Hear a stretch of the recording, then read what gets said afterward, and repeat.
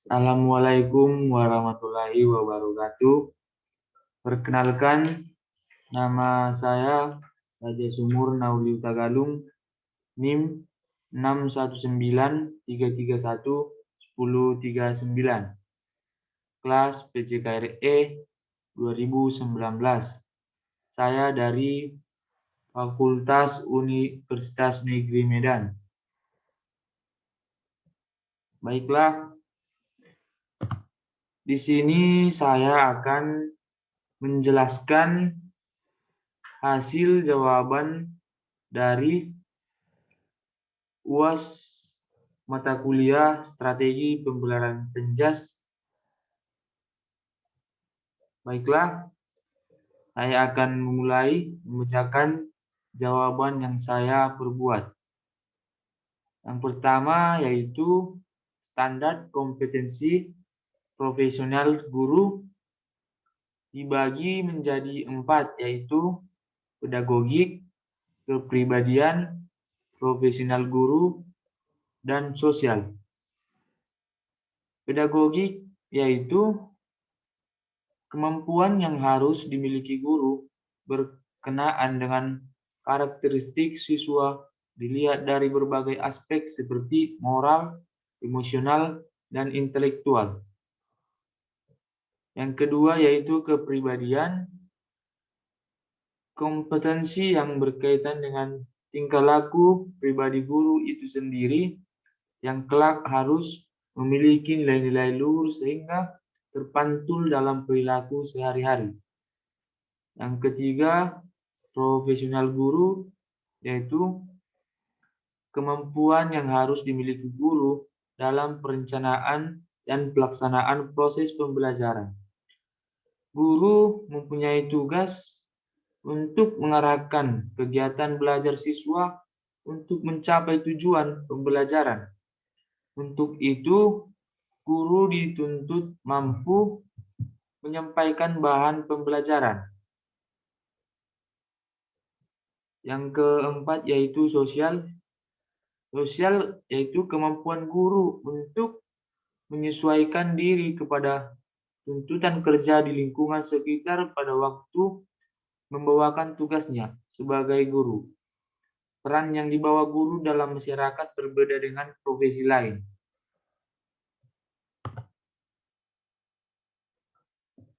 Terus berikutnya, tujuan standar kompetensi profesional guru. Yang pertama yaitu pedagogik, yaitu menjunjung tinggi kode etik profesi guru, bertindak sesuai dengan norma agama, hukum, sosial, dan kebudayaan nasional Indonesia, menampilkan diri sebagai pribadi yang mantap, stabil, dewasa, arif, dan berwibawa. Terus sosial. Sosial yaitu beradaptasi di tempat yang memiliki keragaman sosial budaya, berkomunikasi secara efektif, empatik, dan santun, bersikap inklusif, bertindak objektif, serta tidak diskriminatif. Berikutnya yaitu kepribadian, menguasai teori belajar dan prinsip-prinsip pembelajaran yang mendidik, melakukan tindak reflektif untuk peningkatan kualitas pembelajaran, memanfaatkan hasil penilaian dan evaluasi untuk kepentingan pembelajaran.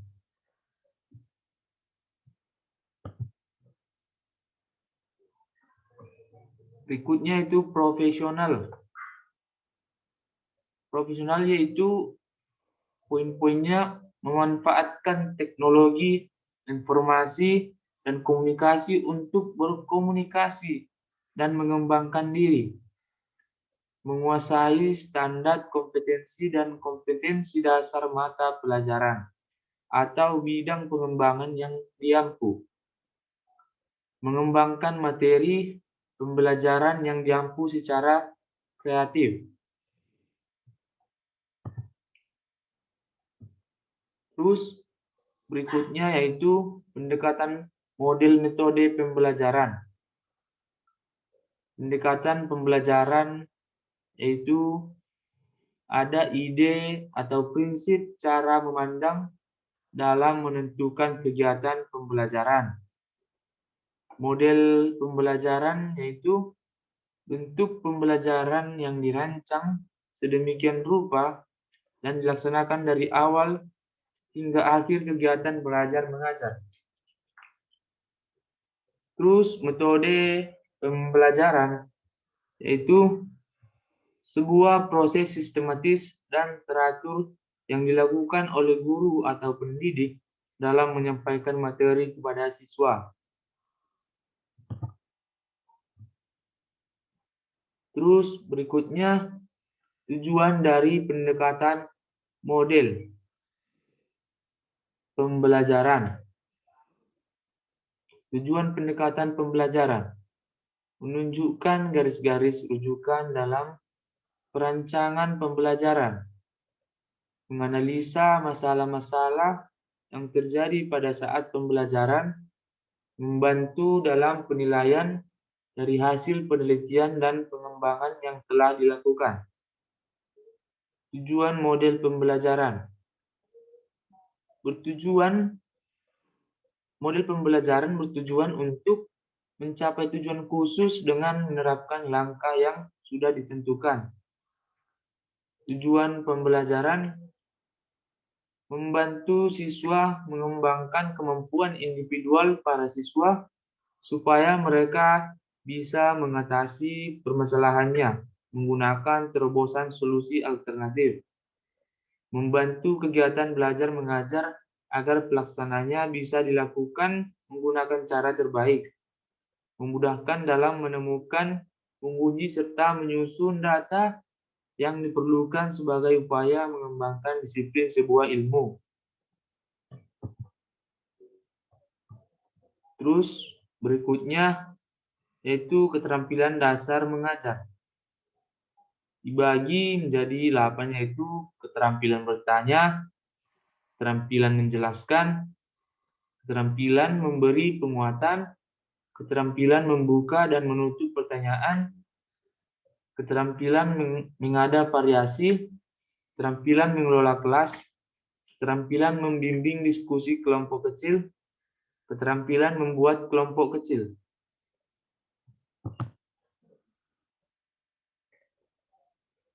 Berikutnya yaitu pertimbangan guru dalam memilih pendekatan model metode pembelajaran.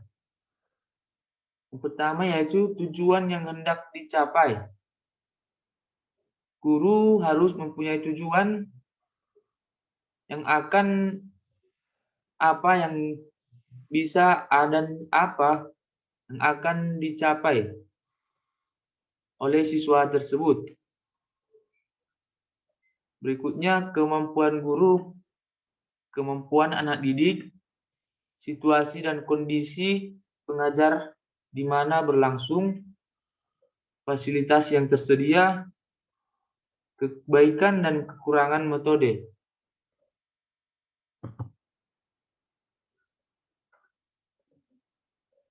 Berikutnya metode komando atau command style. Gaya komando atau gaya perintah ini semua keputusan diambil oleh guru. Sasaran metodenya yaitu bagian ini akan merinci peranan guru, peranan siswa, dan hasil yang dicapai karena menggunakan gaya yang diuraikan. Dengan menggunakan gaya komando, maka sasaran yang akan dicapai akan melibatkan siswa yang akan mengikuti petunjuk-petunjuk guru dengan sasaran tertentu. Terus berikutnya metode latihan atau practice style.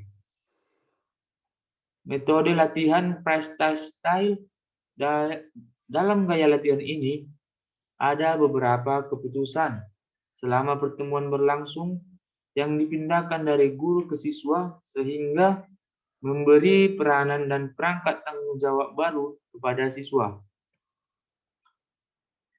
Yang pertama yaitu sasaran metode latihan. Sasaran metode latihan berbeda dari sasaran metode komando dalam hubungannya dengan perilaku guru dan peranan siswa, sasaran yang berhubungan dengan tugas-tugas penampilan siswa. Yang kedua, peranan guru dan siswa. Siswa membuat keputusan selama pertemuan berlangsung. Peranan guru sedikit berubah dari metode komando menjadi gaya latihan. Metode reciprocal atau reciprocal style. Dalam metode reciprocal, tanggung jawab memberikan umpan balik bergeser dari guru ke teman sebaya. Pergeseran pemain ini memungkinkan 1. Peningkatan interaksi sosial antara teman sebaya. Yang kedua, umpan balik secara langsung. Sasaran metode resiprokal yaitu sasaran gaya resiprokal ini berhubungan dengan tugas dan peranan siswa. Tugas pokok atau bahasan yang pertama, memberi kesempatan untuk latihan berulang kali dengan seorang pengamat. Siswa menerima umpan balik langsung. Sebagai pengamat, siswa memperoleh pengetahuan mengenai penampilan.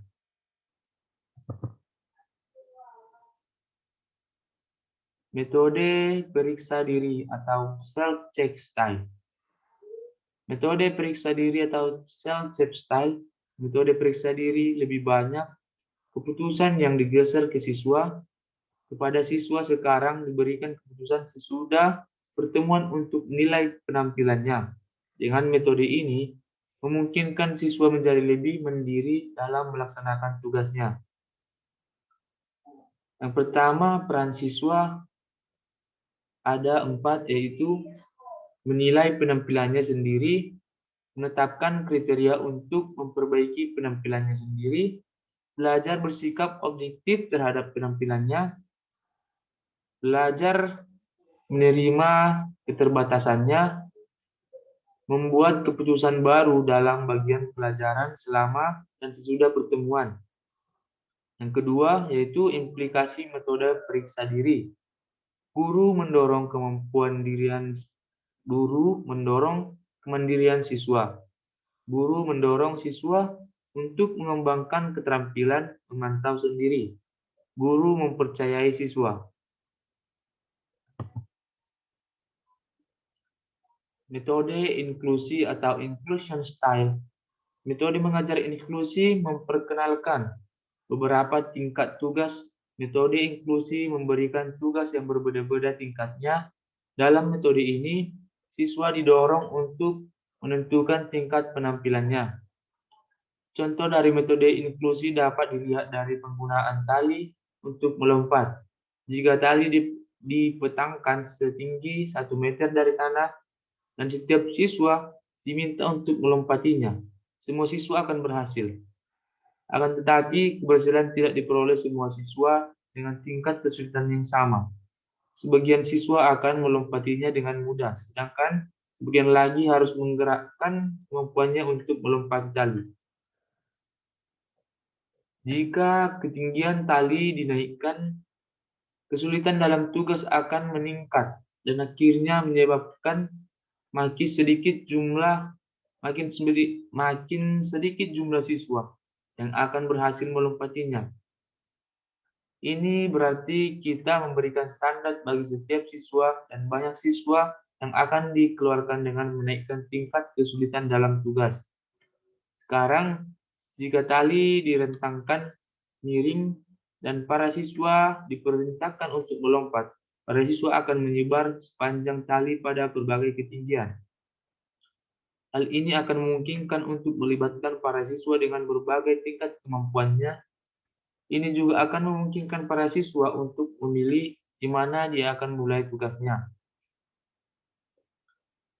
Tujuan metode inklusi yaitu melibatkan semua siswa, penyesuaian terhadap perbedaan individu, memberi kesempatan untuk memulai pada tingkat kemampuan sendiri, memberi kesempatan untuk memulai bekerja dengan tugas-tugas yang ringan ke berat sesuai dengan tingkat kemampuan siswa. Belajar melihat hubungan antara kemampuan merasa dan tugas.